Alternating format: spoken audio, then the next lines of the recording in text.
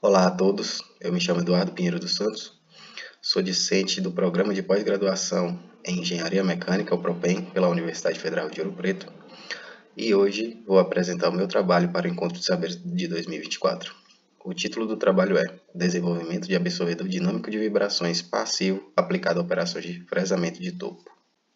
Como autores do projeto temos Eduardo Pinheiro dos Santos, o coautor Eduardo Sierve Rezende e o orientador o professor Dr. Gustavo Paulinelli Guimarães, todos pelo Programa de Pós-Graduação em Engenharia Mecânica, o PROPEM. O objetivo deste trabalho foi desenvolver um absorvedor dinâmico de vibrações passivo, visando aprimorar a estabilidade do processo de fresamento de topo e minimizar os efeitos dinâmicos indesejados associados à primeira frequência natural da ferramenta. Metodologia utilizada. Segundo a literatura, o absorvedor deve satisfazer os seguintes critérios para suprimir a vibração de forma eficaz.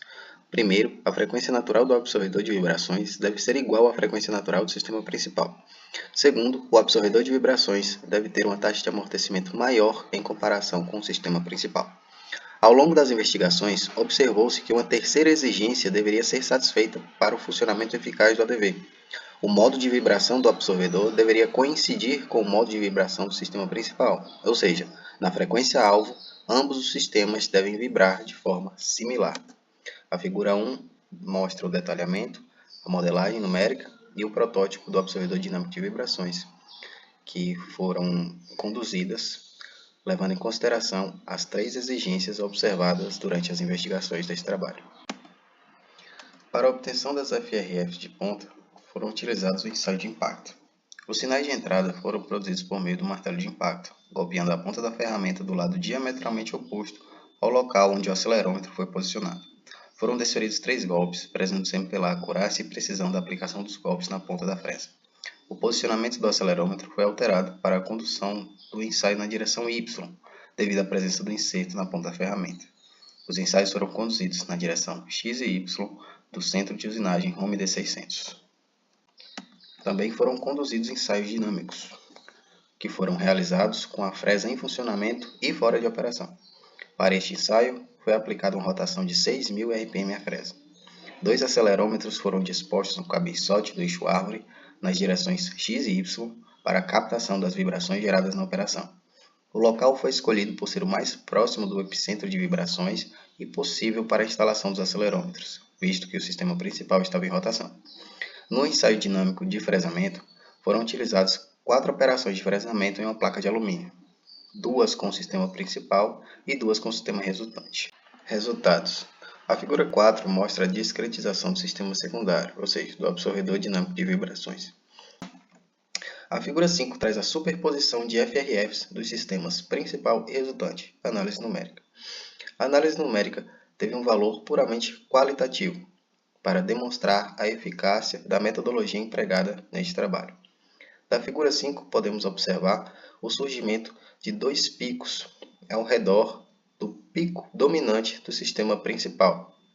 Esses 2 novos picos, que já eram previstos em teoria, eles são induzidos pela presença do sistema secundário ao sistema principal. A figura 6 traz a superposição de FRFs de ponta de ferramenta do sistema principal e resultante, com destaque da região da primeira frequência fundamental do sistema principal. O sistema secundário foi desenvolvido considerando esta configuração. Dessa forma, esperava-se que o efeito do absorvedor fosse sentido em relação à primeira frequência natural ressonante do sistema. Analisando a figura, percebe-se que, em comparação com a FRF do sistema principal, surgem 2 novos modos induzidos pela inserção do sistema secundário ao sistema principal, em 929,8 Hz e em 1006 Hz, respectivamente. A observação desses modos na FRF do sistema resultante evidencia que o sistema secundário se comportou como esperado e entregou resultados previstos em teoria e na análise harmônica numérica. A figura 7 traz o espectro de frequência dos canais X e Y, sistema principal acima e resultante abaixo. Esses resultados são referentes ao ensaio dinâmico de fresamento em vazio. Ao observar a imagem, é possível concluir que, a partir da inserção do absorvedor dinâmico de vibrações ao sistema principal, houve menores níveis de amplitude de vibração, bem como maiores níveis de estabilidade no processo. A figura 7 traz o espectro de frequência. A figura 8 traz os espectros de frequências dos canais X e Y, sistema principal acima, sistema resultante abaixo. Esses dados são referentes ao ensaio dinâmico em fresamento. Novamente, é possível observar que, após a inserção do absorvedor dinâmico de vibrações junto ao sistema principal, na faixa de frequências para a qual o absorvedor dinâmico de vibrações foi projetado, houve redução dos níveis de amplitude e aumento dos níveis de estabilidade do processo de corte. No entanto, para maiores frequências, o resultado foi o oposto ao que se era esperado, havendo maiores níveis de instabilidade e maiores níveis de amplitudes de vibração no processo de corte. Conclusões. A partir dos resultados obtidos, foi verificada a existência de uma terceira exigência que deve ser somada aos requisitos propostos na literatura para que um projeto de ADV seja eficaz. Na frequência de sintonização, ou alvo, o modo de vibração do sistema secundário deve ser compatível com o modo de vibração do sistema principal. Para essa nova condição observada, o presente trabalho cunhou o termo de compatibilização modal. Conclui-se que o ADV teve atuação eficaz na região de frequências próximas àquela para o qual foi projetado.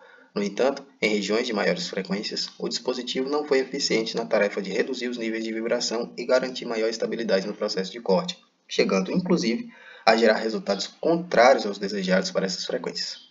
Contudo, ao analisar apenas a faixa de frequências para o qual o sistema secundário foi projetado, os resultados mostraram-se satisfatórios e promissores. Essas são as referências utilizadas. Agradeço à Universidade Federal de Ouro Preto e à Coordenação de Aperfeiçoamento de Pessoal de Nível Superior, a CAPES, bem como ao meu professor e orientador, Gustavo Paulinelli. Muito obrigado.